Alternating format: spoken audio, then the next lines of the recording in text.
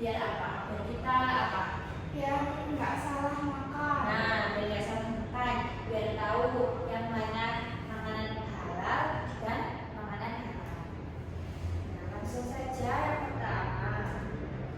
Apa sih makanan halal itu? Ada yang tahu nggak apa makanan halal itu? Saya dulu. Ya, silakan. Makanan yang diperbolehkan untuk dimakan. Ya, pintar. Terima kasih ya. Pintar sekali.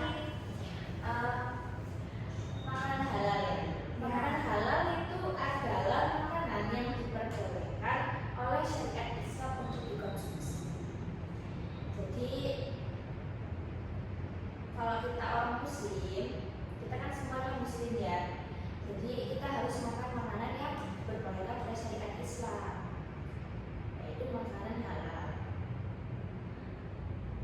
Terus yang selanjutnya syarat-syarat makanan yang boleh dikonsumsi. Ada yang tahu syaratnya apa yang boleh dikonsumsi? Halal. Halal, yang pasti halal. Halal atau diperbolehkan untuk dikonsumsi dan tidak dilarang oleh hukum syara.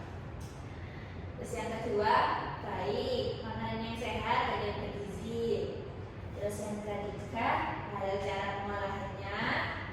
Bawahnya itu seperti kayak yang halal itu.